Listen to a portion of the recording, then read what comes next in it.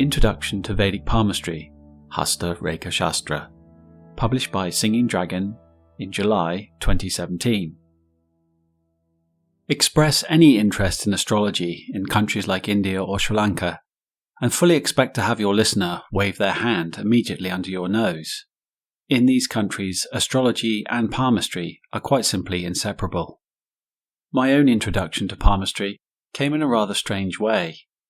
In all honesty, I had no intention of studying this system. At the time, I was deeply engrossed in studies of Jyotish, or Vedic astrology. However, once introduced to the palm, I became quite intrigued with the system. One of the first palmists I encountered on my travels actually turned out to be one of the most impressive. After all but a cursory glance of my palm, he was able to reveal to me some very specific events in my life, and almost to the year that they happened. At the close of our first introduction, I mentioned that I was already studying astrology, and he gave me a quizzical look. He said, "Why don't you study the palm?" At the time I was slightly taken aback by his question, but our meeting had left a lasting impression on me. He had definitely sown a seed in my mind. I call the first chapter of the book Hand Topography and Ayurveda. Before moving on to Ayurveda, let's briefly consider hand topography. Without doubt, everybody at some point in their life has gazed at their hands and palms and wondered at the profusion of lines thereon. When we think of palmists and palmistry, mostly we think of people deliberating over the lines on the palm. But it's much more than that. Indeed, the whole hand is to be considered. When we say palmistry, what we really mean is hand analysis, and that's all aspects of the hand. This includes the nails, fingerprints, the mounds at the base of the fingers, and of course the fingers themselves. On top of this, there's the overall look and feel of the hand. Is the skin dry or rough? Are the nails pinkish or opaque? Does the hand have a lot of colour? Is it quite pale? Are the nails soft and tear easily, or hard and brittle? When the hand is in a rested position, does one finger stand apart from all the others? And is there balance to the fingers? For example, when the fingers are spread, do one or two of the fingers seem unusually elongated or stubby? Do some fingers seem attracted towards one another, while others seem repelled? Ayurveda is the indigenous medical system of India, dating back many thousands of years. This system of medicine categorizes the body in terms of prime elements. These are air, fire, and water, or more appropriately referred to as Vata, air, Pitta, fire, and Kapha, water. It is this combination of dosha which determines our constitutional strengths and weaknesses, our resistance to disease, physical structuring, temperament, mental inclinations, and longevity prospects. What makes analysis of the hand particularly useful from an Ayurvedic perspective is that during the course of our lives the hands change relatively little. When analysing the hand as a whole, we are actually performing a twofold investigation. Firstly, not only the individual's karmic potential, as portrayed by the palm's rekha, or lines, but also the constitutional health of that individual. By looking at the telltale signatures of the primal elements air, fire, and water, a whole sway of additional analyses can be performed simply by identifying the predominance of elements. Having just awarded considerable weight to a more holistic view of the hand, I'm now going to contradict myself somewhat by stressing the amount of importance laid upon the palm's rekha.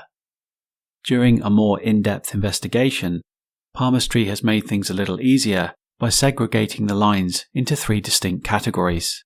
These have been given as primary rekha, secondary rekha, and miscellaneous rekha. In this next section, we'll take a quick look at all three. It's almost a certainty that everyone has looked at or been shown their lifeline at some point in their life. But this is just one of four primary rekha on the palm, the others being the headline, heart line, and fate line. And while I've used the traditional names of these lines throughout the book, we'll just use their English equivalents here. The four primary lines might be thought of as four cornerstones, and these in many ways mirror the Kendra houses traditionally used in Vedic astrology. In Hasta Rekha Shastra, the lifeline represents the line of the father. It also represents ancestral wisdom derived from the father's side of the family. In addition, it also indicates our ability to overcome and prevail, to survive in life. Contrary to popular belief, a short lifeline does not necessarily indicate a short life. Next up, we consider the headline. The headline is usually studied to ascertain the strength of the individual's maternal bloodline. It can also indicate the mental state of the individual, as well as the physical condition of the head and brain. In addition, the headline may be studied to assess someone's self-confidence, self-awareness, or the quality or reliability of their long-term memory. The heart line is usually considered to give an indication of the individual's health and well-being. On a physical level, this line is thought also to represent the strength of the heart, quality and abundance of blood, as well as the functionality of the nervous system. The heart line is also thought to indicate the ability of the body to recover from serious illness, injury, or trauma. And finally, the fate line, cleaving the palm almost in two, represents our karmic ledger. This line is studied to ascertain strength and will of character. It may also be used to indicate those who are firmly or not firmly upon their life path. Of the 4 cornerstone lines on the palm, the fate line holds a special reverence in Hasta Rekha, inasmuch as the fate line may cross the other 3 lines at some point. As can be seen in this next slide, the palm is quite richly populated with that category of rekha known as secondary lines. When first confronted with the palm, most of these lines should be easily distinguishable. Secondary lines are best thought of as support lines for the primaries. It can also be noted here that many of these lines relate directly to planets, such as a Mercury line, a Mars line, a Venus belt, a Saturn line, a Saturn ring, a Jupiter ring, and Jupiter line. Interactions between primary and secondary rekha are considered extremely important. The final category of lines are those which don't fit into the 2 aforementioned categories, that is, those lines which appear somewhat disconnected with everything else on the palm. These lines generally appear as tributaries or smaller branches pairing off from primary or secondary lines and may appear anywhere on the hand. In the following diagram, I've graphically represented 1 or 2 variations of these lines. Of course, it's almost impossible to cover every variation of line, but in this diagram, I think I've covered many of the bases. Overall, less weight is afforded to these lines, although they can still be extremely important if they bridge or connect primary and secondary lines. The next chapter of the book deals almost exclusively with planetary portraits. Each of these 9 portraits are a deep and rich exploration of the planetary character and how it relates specifically to the palm. As far as Vedic Palmistry is concerned, there is no disconnect between palm and planets. As previously mentioned, this is why many of the palmists you'll meet in India or Sri Lanka are also quite accomplished astrologers.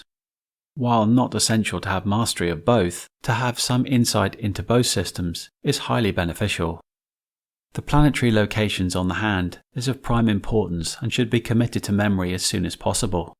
To this end, I have provided quite a detailed explanation of the planets, the signs they rule, and their houses as positioned upon the palm. Understanding the friendships and enmities of planets is key in how they're going to interact on the palm. In the final section of the book, I discuss remedial measures. This is quite an interesting area in astrology and is particularly important with palmists. Having made a detailed assessment of all the rekha, the palmist is often expected to provide some means of pacification for unruly planets. This oftentimes takes the form of some astrological amulet, mantra, or sacred thread. In the book, I've given a detailed account of each, devoting quite a large section to the use of planetary mantra, the empowerment of sacred thread, the selection of an appropriate gemstone, or the use of yantra, geometric designs inscribed onto copper sheets and worn in a small brass tube called a suraya. I've reached the end of this presentation now, But before finishing, we'd like to sum up one or two important points about the book. Firstly, I'd like to think this book's been presented in a unique and friendly style, and wherever possible, I've included as many illustrations as the book would allow. This has been done to aid the reader through any of the possible complexities of the subject. This book also contains all of the essentials of Vedic palmistry, as well as giving an excellent account of remedial measures, a detailed account of zodiacal signs, the planets, and their position upon the hand. If you've enjoyed this short presentation, please look out for my 2 previous slideshows. The first is an introduction to Vedic alchemy, Rasa Shastra, the hidden art of medical alchemy.